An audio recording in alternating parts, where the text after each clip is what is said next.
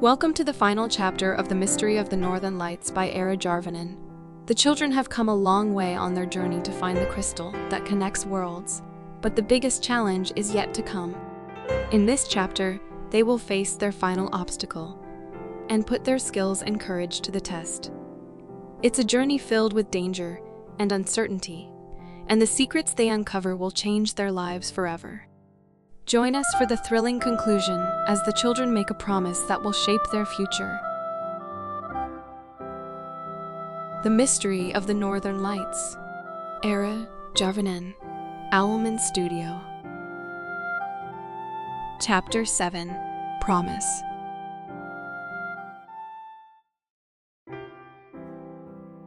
As the children stepped into the second chamber, they felt a sense of dread wash over them. The room was massive, with towering walls covered in ancient symbols, and a ceiling that seemed to stretch up to the sky. In the center of the room stood a fierce dragon, its scales glittering in the dim light. The children knew that they were in for a tough battle, but as they looked around, they realized that they had no weapons or magic to defeat the dragon. They were just children, with no special powers or abilities. They looked at each other nervously, wondering what they could do. Suddenly, Leo had an idea. What if we can't defeat the dragon, but we can expel it from this chamber instead? The others looked at him, surprised by his suggestion.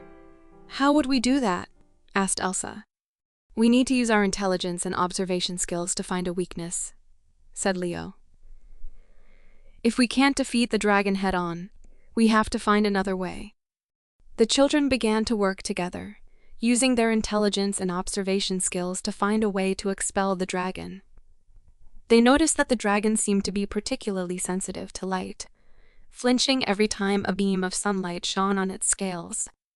They used this knowledge to their advantage, working together to create a blinding flash of light that forced the dragon to retreat.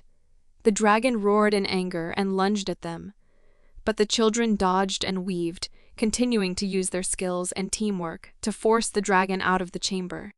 Finally, after what felt like hours, the dragon roared one final time and flew out of the chamber, disappearing into the distance.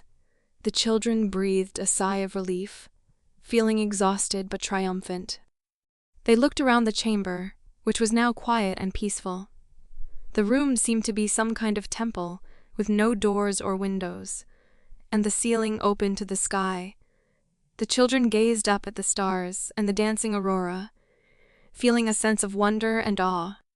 As they talked, they realized that the sky was just like the one they had seen before coming to this world.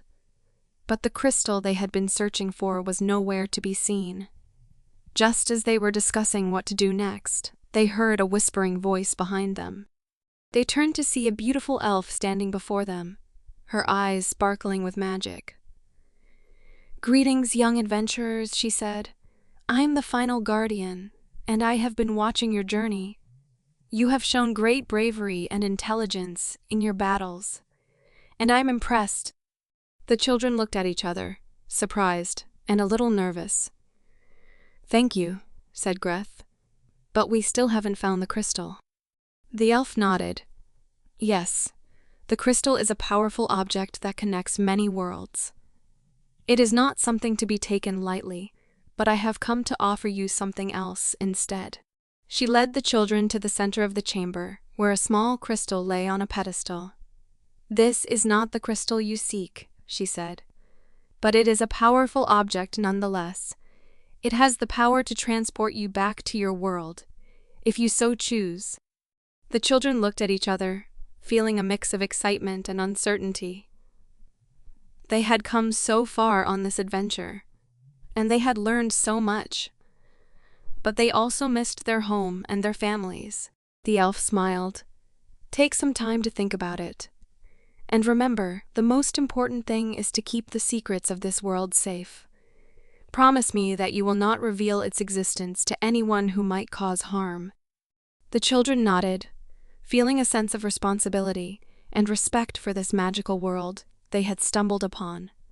They promised the elder and the elf that they wouldn't reveal the existence of this world to anyone. "But why can't we tell anyone?"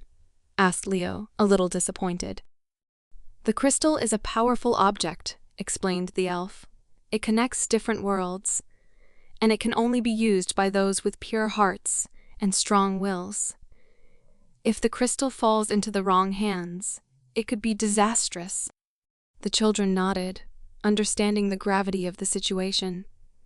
We promise to keep this world a secret, said Greth, as the others nodded in agreement. Very well, said the elf, nodding approvingly. Then I shall allow you to see the crystal. The elf waved her hand, and suddenly the crystal appeared, floating among the children. They could feel the energy emanating from it, and they were mesmerized by its beauty. As they looked at the crystal, they heard a beautiful voice singing from somewhere, a voice that seemed to be coming from the crystal itself. The children reached out and touched the crystal, feeling a surge of energy flow through their bodies. They knew that this crystal was important, and that it held the key to many secrets and adventures. As they left the chamber, the weather had turned cold, and the aurora still shone brightly in the sky. It's freezing out here, said Elsa, shivering. Where are our coats? The children looked at each other and realized that they had left their coats behind in the other world. But they didn't care. They were too excited about the adventure they had just had, and they were already planning their next trip. As they made their way back to their village, they smiled at each other, knowing that they had shared an incredible experience that no one else could ever understand. They whispered to each other that they would keep this world and the crystal a secret, but they also knew that they would never forget the magic they had witnessed. As they walked back to their village, they talked excitedly about their adventure and the amazing things they had seen. They knew that they had experienced something special, something that would stay with them forever. The children reached their village, and as they went back to their normal lives, they couldn't help but feel that something had changed. They had a secret, a magical secret that no one else knew about, and it made them feel special and connected in a way that they had never felt before. As they parted ways, each going back to their own homes, the children knew that they would always remember their adventure in the other world. They would keep the memory close to their hearts, and they would always treasure the crystal, the guardians, and the magic they had experienced.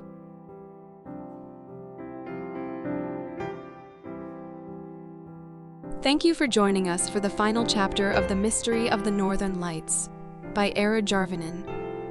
We hope you enjoyed the adventure and the magical world we created. If you want to continue exploring new worlds and listening to more exciting stories, be sure to subscribe to our YouTube channel for free. Also, don't forget to follow us on our social media links below for more updates and behind-the-scenes content. We appreciate your support and can't wait to share more adventures with you in the future.